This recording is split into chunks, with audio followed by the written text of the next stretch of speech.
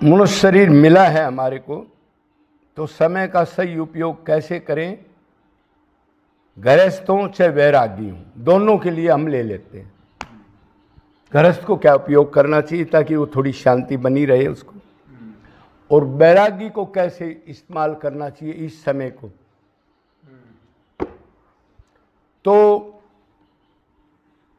पहले हम लेंगे, ज़्यादातर भाई तो संसार में ही हैं, वो गृहस्थी हैं,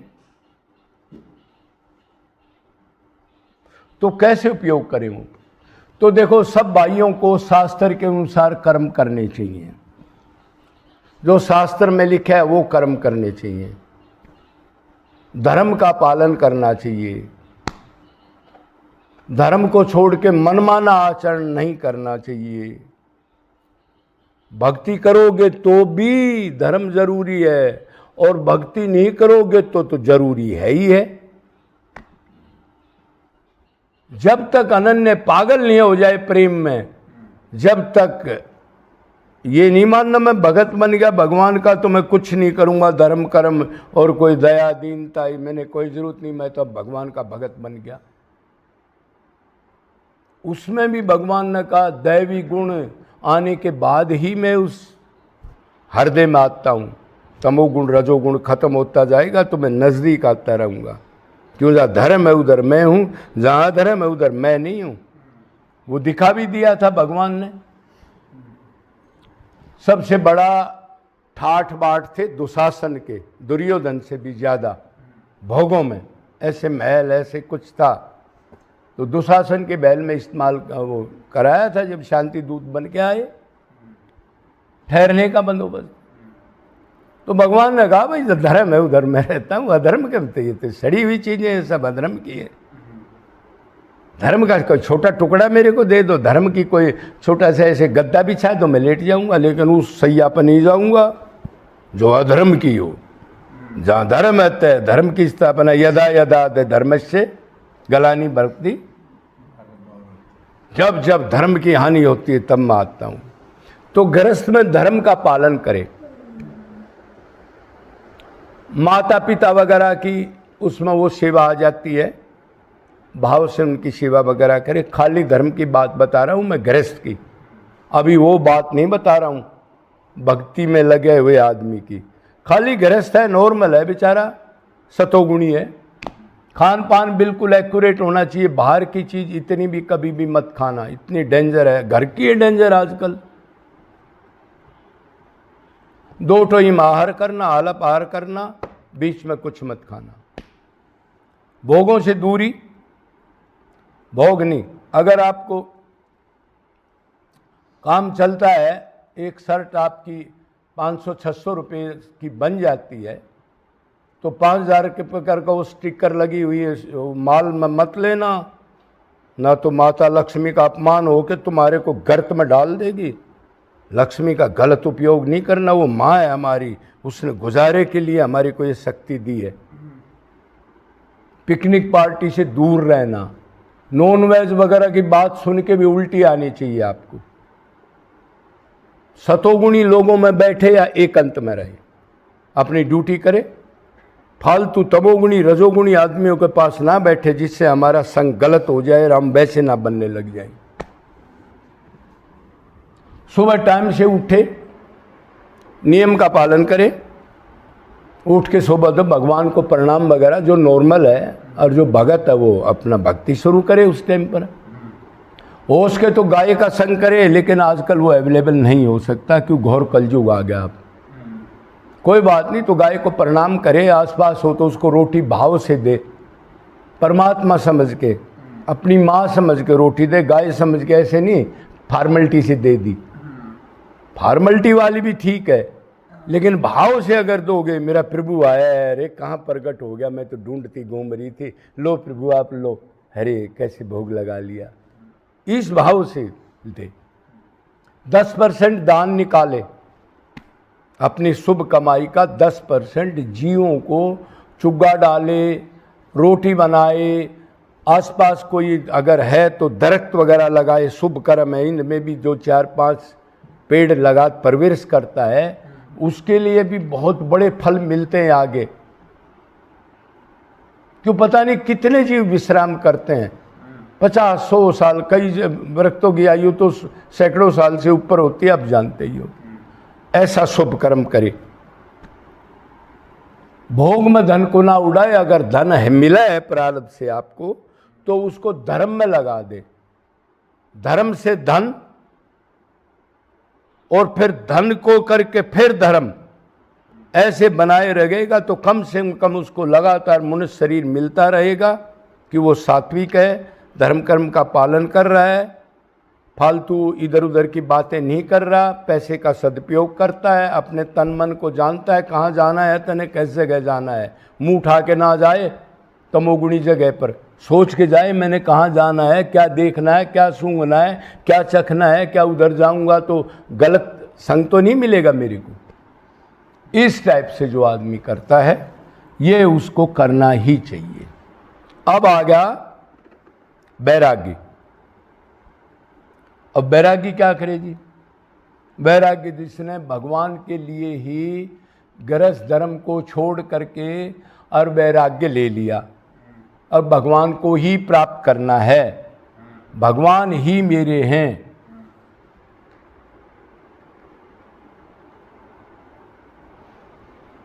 तो उसको क्या करना चाहिए? तो उसको सबसे पहले तो यही लिखा है, उठो जागो किसी महापुरुष की शरण जाओ, जो भगवान के प्रेम में पागल हो या भगवान से मिल चुका हो, भगवान की पावर उसके पास जाओ, क्षत्रिय ब्रह्मनिष्ठ गुरु के पास जाओ और जा कर के पहले पूरा ज्ञान लो, शरीर का वैराग्य लेके गलत काम मत करना। आवेश में आकर के, आजकल कई टाइप के लोग हैं, वो कोई नागा है, कोई फलाना है, कोई धकड़ा है, कोई अघोरी है ना, कई टाइप के, वो भगवान को मानते ही नहीं। तो आपका टाइम बर्बाद, लाइफ और बर्बाद करोगे, वो कर्म भी नहीं किया। तो गुरु की ठीक ठीक शरण लो, कौन भगवान है, कहाँ सुख मिलेगा, कहाँ जो मेरी माया को उतार देगा, और मैंने क्या क्या करना है, उसके लिए क्या क्या बंदोबस्त रखना है। तो पहले पूर्ण गुरु से टकराओ, गुरु आपको बताएगा, फिर उन वचनों पर श्रद्धा कर लो, डाउट नहीं, पहले ही खूब देख लो आगे गुरु ठीक है कि नहीं है, 50 जगह देख लो, 10 जन्म तक देख लो, और फिर आपको जच गया खूब, आखिर ये आदमी तो बोलता तो ठीक है भाई, बता तो रहा है, कोई स्वार्थ नहीं, कोई बकवासबाजी नहीं है, कोई दिखावा नहीं है, कोई बनावटीपन नहीं है, कोई लूट खसोट भी नहीं है। तो फिर उसकी बात जो बताता है उसको श्रद्धा कर लो और मानने लग जाओ आप। और श्रद्धा करते करते शुरू में भक्ति बड़ी कड़वी लगेगी आपको। क्यों? मन का उन विषयों का सेवन करने का अभ्यास ज़्यादा है। थोड़े दिन के अंदर ये घर में नहीं होगा, कदे कोई इधर दाव लगा के बैठा हो, घर की भक्ति बताओ जी, अपना सर्वनाश कर लूंगा मैं।